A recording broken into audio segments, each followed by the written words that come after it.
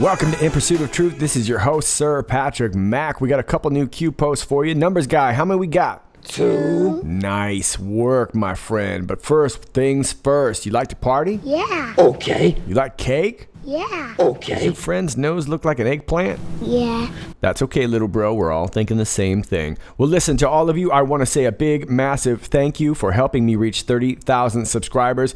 That is all of you except for CEO of YouTube, Susan Wojcicki. No cake for you. I am so sorry. Yeah, well, sorry doesn't cut it anymore, Susan Wojcicki. You've been screwing my viewers, and nobody screws with my viewers. All right, so no cake for you. So close. Yeah, well, not close enough for cake. How about that? All right, well, for the rest of you, grab yourself a piece of cake and look at this thing. This has got so many colors in it here. It's like inclusivity cake. And it can be any kind of cake that you want.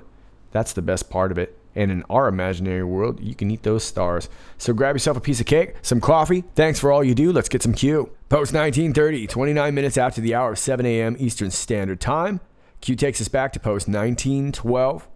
And this was posted on August 16th. And the beginning of it was a Twitter status of James Comey, which is this right here from August 15th. And let's go ahead and read this again. Once again, this president is sending a message that he will punish people who disagree with him and reward those who praise him. In a democracy, which we're not, security clearances should not be used as pawns in a petty political game. Pawns in a petty political game to distract voters from even bigger problems. Yeah, like spying on Trump. This president befriends and praises despots and dictators like Putin and Kim Jong-un. Well, you seem to like them when they had a Gmail account. Those friends provide stark contrast to the patriotic Americans and public servants he disrespects, threatens, and calls enemies. A war hero like John McCain, members of our country's free press, and devoted public servants like John Brennan. American voters must not shrug off or be distracted from the terrible behaviors of this president who lies to the American people every day, encourages racism, is a misogynist, and always puts his own interests above those of the United States of America. Politicians enabling this president should be held accountable in future elections. We are each responsible for what we say as well as for our silence. Well, the big takeaway from this one for me was the last line. We are each responsible for what we say as well as for our silence. It sounds to me like James Comey is shooting out a message to potential singers. And we'll talk about that in just a second. Now, this takes you to an email, a Gmail email from, looks like December 9th, 2016. And we have ellipses before and after it. So we're not exactly sure what this was put in. But it just says, untethered to department standards. Well, that alone already sounds pretty freaky, right? It means like you're not adhering to department standards. Concerned dedicated resources in place are not adequate to shelter against the PDB. That would be the presidential briefing in which several agencies contribute. Now remember, each agency has their own sort of intelligence product, if you will. And before 9/11, they all kind of remained separate. But now with ever since 9/11, we have basically the establishment of the DNI. And now they kind of share little bits of their information with each other. And when that is compiled every day into the presidential briefing. Okay. Now, it sounds to me like whatever is being untethered to department standards means that something's either being held from the presidential briefing, or if this is back in really 2016, maybe it's something being omitted from the presidential briefing in which several agencies contribute. Now, Q says, will you stand tall or cower? Sounds like Q's calling out James Comey. And if you want to appeal James Comey, you got to appeal to the ego. Resist op will not provide enough public support for cover. Now, Q has many times said, think military op. So I have a feeling that Q is responding to some potential operation that could very well lead to some danger. I don't want to speculate too much on that, but that's just the way that I read that. And it sounds like that's not going to be enough because the public's not going to get behind any more violence. Smile for the camera, Patriots in control. And then we get this here. And incidentally, both these tweets are, this is Untethered and this is Untethered 1. Now, this is a tweet from August 19th. Truth exists and truth matters. Truth has always been the touchstone, it's a strange word, of our country's justice system and political life. So touchstone sounds very much like a key word there for James Comey. People who lie are held accountable. That sounds like a threat. If we are untethered to truth, is that like untethered to department standards? Our justice system cannot function, and a society based on the rule of law dissolves. Okay, so we had a call out from Q. And of course, James Comey just can't help himself. He's got to fire back. So, do you think James Comey is standing tall or cowering? Is James Comey going to speak the truth, or is he going to double down on the lies that we already know that he's aware of? Now, I can't help but think this could be a veiled threat to one Andrew McCabe, who very well may be singing. And back in March, when McCabe was fired, President Trump referred to him as his choir boy, which would lead me to think that Andrew McCabe is going to do some singing. And if McCabe is going to do some singing, I can't help but think that James Comey knows that as well, too. Let me take you over here to The Atlantic from June 2018. James Comey continues to argue with himself. In an interview with Katie Couric, the ousted FBI director excoriated Trump for undoing America's norms, but let himself off the hook for slipping out of the FBI's. And I just want to take you down to about midway through the article here. Comey described truth as the central touchstone of American public life, arguing that we always measure our leaders by the force of their tether to the truth. Yet that shared more of the American life could melt like a sandcastle at the beach, he said, in the face of lies from Trump and other government officials. So interesting choice of words for James Comey. He certainly likes this word, untethered. And I just want to point out, too, that after this, we have 1, 2, 3, 4, 5, 6, 7, 8, 9, 10, 11, 12, 13, 14, 15, 16. How many is that numbers, guy? That's right, 17 words after untethered. So do you think James Comey is responding to Q saying, I will acquiesce and play ball? Or is James Comey doubling down and threatening the rest of our deep state knuckleheads, warning them not to speak? Like, say, I don't know, Bruce Orr, Nellie Orr, Lisa Page? You can let me know. Either way, I'll bet you this. James Comey is more than likely following Q. And Q says, do you believe in coincidences? Nothing to see here. Q. Post 1931, 9 minutes after the hour of midnight Eastern Standard Time. We get this Reddit link. Q says, The Great Awakening, Q. And this Reddit thread is entitled, Great Awakening. Connecting some dots. I am passing this on from someone who's connecting some dots with input from sources he cannot reveal. Now, this was in an article because I've read this a few times now. And to be honest with you, I don't remember if I reported on it or not. If I did, it was months back. But it's got some great connections in here. So let's go ahead and go through it. Here's what it looks like when all the pieces are sewn together. It smells like conspiracy and treason. Everyone needs to read this slowly and patiently because it's very important. From 2001 to 2005, there was an ongoing investigation into the Clinton Foundation. A grand jury had been impaneled. Governments from around the world had donated to the charity. Yet from 2001 to 2003, none of those donations to the Clinton Foundation were declared. Now you would think that an honest investigator would be able to figure this out. Look who took over this investigation in 2005. None other than James Comey. Coincidence? Guess who was transferred into the Internal Revenue Service to run the tax exemption branch of the IRS? None other than Lois Be on the Lookout Bolo Lerner. Isn't that interesting? But this is all just a series of strange coincidences, right? Guess who ran the tax division inside the Department of Injustice from 2001 to 2005? No other than the Assistant Attorney General of the United States, Rod Rosenstein. Guess who was the director of the Federal Bureau of Investigation during this time frame? Another coincidence, just an anomaly in statistics and chances, but it was Robert Mueller. What do all four casting characters have in common? They were all briefed and or were frontline investigators into the Clinton Foundation investigation. Another coincidence, right? Fast forward to 2009. James Comey leaves the Justice Department to go and cash in at Lockheed Martin.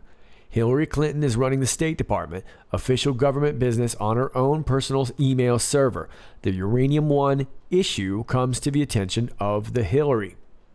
Like all good public servants do, supposedly looking out for America's best interest, she decides to support the decision and approve the sale of 20% of U.S. uranium to no other than the Russians.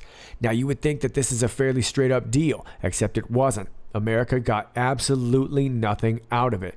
However, prior to the sale's approval, no other than Bill Clinton goes to Moscow, gets paid $500K for a 1-hour speech, then meets with Vladimir Putin at his home for a few hours. Okay, no big deal, right? Well, not so fast. The FBI had a mole inside the money laundering and bribery scheme. Robert Mueller was the FBI director during this time frame. Yep, he even delivered a uranium sample to Moscow in 2009. Who was handling that case within the Justice Department out of the U.S. Attorney's Office in Maryland? None other than Rod Rosenstein. And what happened to the informant? The Department of Justice placed a gag order on him and threatened to lock him up if he spoke out about it. Well, how does 20% of the most strategic assets of the United States of America end up in Russian hands when the FBI has an informant, a mole providing inside information to the FBI on the criminal enterprise? Very soon after, the sale was approved. $145 million in donations made their way into the Clinton Foundation from entities directly connected to the Uranium One deal. Guess who was still at the Internal Revenue Service working with the charitable division? None other than Lois Lerner. Okay, that's all just another series of coincidences. Nothing to see here, right? Let's fast forward to 2015. Due to a series of tragic events in Benghazi and after the 9 investigations, the House, Senate, and at State Department, Trey Gowdy, who was running the 10th investigation as chairman of the Select Committee on Benghazi, discovers that the Hillary ran the State Department on an unclassified, unauthorized, outlaw personal email server. He also discovered that none of those emails had been turned over when she departed her public service as Secretary of State, which was required by law. He also discovered that there was top secret information contained within her personally archived email. Sparing you the State Department cover-up, the nostrums they floated, the delay tactics that were employed, and the outright lies that were spewed forth from the necks of the Kerry State Department, we shall leave it with this. They did everything humanly possible to cover for Hillary. Now, this is amazing. Guess who became FBI director in 2013? None other than James Comey, who secured 17 no-bid contracts for his employer, Lockheed Martin, with the State Department and was rewarded with a $6 million thank you present when he departed his employer. Amazing how all those no bids just went right through its state, huh? Now he is the FBI director in charge of the Clinton email investigation. After, of course, his FBI investigates the Lois Lerner matter at the Internal Revenue Service and he exonerates her. Nope, couldn't find any crimes there. In April 2016, James Comey drafts an exoneration letter of Hillary Rodham Clinton.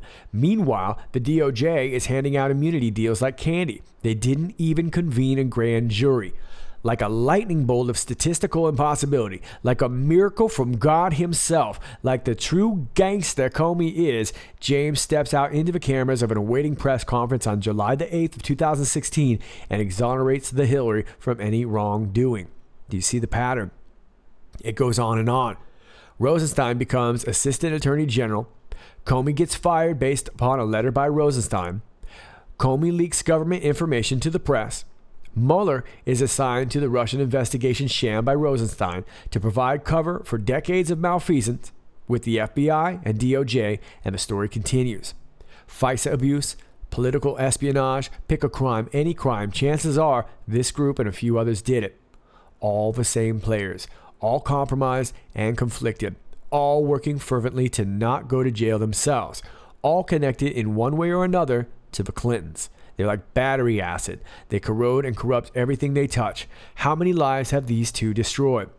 As of this writing, the Clinton Foundation, in its 20-plus years of operation of being the largest international charity fraud in the history of mankind, has never been audited by the IRS. Let us not forget that Comey's brother works for DLA Piper, the law firm that does the Clinton Foundation's taxes. The person that is the common denominator to all these crimes above and still doing her evil escape legal maneuvers at the top of the three-letter USA agencies? Yep, that would be Hillary R. Clinton. Now, who is Lisa Barsoomian? Let's learn a little bit about Lisa H. Barsoomian's background. Lisa H. Barsoomian, an attorney that graduated from Georgetown Law, is a protege of James Comey and Robert Mueller. Barsoomian, with her boss R. Craig Lawrence, represented Bill Clinton in 1998. Lawrence also represented Robert Mueller 3 times, James Comey 5 times, Barack Obama 45 times, Kathleen Sebelius 56 times, Bill Clinton 40 times, and Hillary Clinton 17 times. Between 1998 and 2017, Barsoomian herself represented the FBI at least 5 times. You may be saying, okay, who cares? Who cares about the work history of this Barsoomian woman? Apparently somebody does, because someone out there cares so much that they've purged all Barsoomian court documents from her Clinton representation in Hamburg versus Clinton in 1998 and its appeal in 1999 from the D.C. District and Appeals Court's dockets. Someone out there cares so much that even the internet has been purged of all information pertaining to Barsoomian. Historically, this indicates that the individual is a protected CIA operative. Additionally, Lisa Barsoomian has specialized in opposing Freedom of Information Act requests on behalf of the intelligence community. Although Barsoomian has been involved in hundreds of cases representing the D.C. Office of a U.S. Attorney, her email address is lisabarsoomian@nih.gov. The NIH stands for National Institutes of Health. This is a tactic routinely used by the CIA to protect an operative by using another government organization to shield their activities. It's a cover, so big deal, right? What does one more attorney with ties to the U.S. intelligence community really matter? It deals with Trump and his recent tariffs on Chinese steel and aluminum imports, the border wall, DACA, everything coming out of California, the Uniparty unrelenting opposition to President Trump, the Clapper leaks, the Comey leaks, Attorney General Jeff Sessions' recusal, and subsequent 14-month nap with occasional forays into the marijuana legalization mix. And last but not least, Mueller's never-ending investigation into collusion between the Trump team and the Russians. Why does Barsoomian, CIA operative, merit any mention? Because she is Assistant Attorney General Rod Rosenstein's wife. Well, Q has always told us to follow the wives. And of course, Barsoomian is a classic example. Another one, of course, is Melissa Hodgman, Peter Strzok's wife, who is head of the SEC. And this is a great piece. I remember reading this in regards to when Q was talking about following the wise. I came across this, and I wish I could remember where I came across it from. But quite frankly, I'm a little surprised that Q has not talked more about Barsoomian before now. But at least this is coming to light. This is a great piece, and I'm glad to have it again. And of course, if you want to read this, this is off the page right here, post 1931. All right, those are your Q posts. Let me get at you with a couple more things before I let you go. And while DC eats their own, let's not forget that Hollywood is burning down too. This is off of CBS News. Weinstein attorney reacts to sexual assault accusations against Asia Argento. In a shocking turn of events, Italian actress Asia Argento is accused of sexually assaulting an actor when he was 17 and then paying him a settlement. A memorable speech at the Cannes Film Festival in May of this year put Argento front and center of the hashtag #MeToo movement. Back in October, Argento was one of the first women to accuse Harvey Weinstein of sexually assaulting her. There are those who still have to be held accountable, she said. You know who you are, and we're not going to allow you to get away with it any longer. According to the New York Times, 22-year-old actor Jimmy Bennett is now accusing Argento of sexually assaulting him in 2013 when he was 17. Argento was 37 at the time, and the age of consent in California is 18. Bennett played Argento's son in the 2004 film The Heart is Deceitful Above All Things. They developed a close relationship where he viewed Argento as a mother-like figure, according to documents obtained by the New York Times. In 2013, Bennett said Argento sexually assaulted him in a hotel room. In November of last year, just 1 month after Argento made the accusations against Weinstein, Bennett threatened to sue Argento over his allegations. 5 months later, Argento allegedly arranged to pay Bennett $380,000. Jodi Kantor has been covering Weinstein for the New York Times and is a CBS News contributor. She sees similarities in the Weinstein and Bennett cases. She did not comment on the New York Times story, and so I think people today felt very much like, you were so vocal, you were such a proponent of Me Too, how do you address this seeming contradiction, Cantor said. The degree of hypocrisy that this development demonstrates is beyond stunning, said Ben Brafman, Harvey Weinstein's attorney. Weinstein denies assaulting Argento. My guess is that no law enforcement agency and no legitimate media outlet will ever take her seriously, Brafman said. CBS News reached out to Argento's attorney and agent and have not heard back. The X Factor Italy is reportedly going to drop Argento from the show if they can confirm the New York Times story. So more creepiness from Hollywood. And of course, this Asia Argento was a former girlfriend of famed celebrity chef Anthony Bourdain, who had been found suicided earlier on in the year. A very, very strange story in regards to his suicide as well, too. He had been recently outspoken about Hillary Clinton and had talked about running into some of her goons. And so all of this is very, very strange in regards to the Me Too movement, Harvey Weinstein. And now we have this, and I can't believe that we're on TMZ. That's not going to happen very often, but I do find this very interesting. Bethany Frankel boyfriend's last word help explain Trump Tower death. Bethany Frankel's late boyfriend Dennis Shields was able to utter a few words to EMTs and police before he died, and they paint a clear picture of how he passed. Sources say Dennis told the responding EMTs and cops he'd taken some of his prescribed oxycodone as well as Vicodin and a sleeping pill, all to ease the pain from a back injury. Doctors warned that opioids should never be taken with sleeping pills or other sedatives. Opioids slow respiratory function, and sleeping pills do the same. The two combined can have a dangerous synergistic effect that could result in death. As we reported, Dennis's assistant had administered 2 doses of Narcan before authorities arrived. They administered an additional dose of Narcan, but Dennis could not be saved. Our law enforcement sources say police also found numerous prescription bottles scattered throughout his apartment, although no illicit drugs nor drug paraphernalia were uncovered. Bethany attended Dennis's funeral earlier this week and dissolved in tears. She dissolved? She paid tribute to both Dennis and her deceased dog, Cookie, on Instagram. Oh, well, that's very sweet. All right, so this dude, Dennis Shields, why am I talking about this guy? I talked about these two a long time ago. And this Bethany Frankel, I guess she's like a reality TV star or something, one of those New York housewife things or something like that. I don't know. She had a line of snarky tea. If you remember that, I was always talking about snarky tea. This was the lady who had her snarky tea, and nobody wants to buy snarky tea. We want tea to calm us down. No one wants snarky tea. That's stupid. But this guy, Dennis Shields, he was the one that was at Trump Tower during the fire. And this was also around the time that Michael Cohen's office was raided. Well, who warned this guy, Dennis Shields, about the fire? Michael Cohen. And now this dude's dead too. So, very strange circumstances. This is probably one of the few times I'll be on TMZ, but I thought this was interesting and I thought I'd share that with you. And finally, I'm going to leave you with some words of optimism, some words of hope, some words of wisdom. And when I think of optimism and hope and wisdom, I think of Al Sharpton. We're talking about female canines. You know what they say about payback?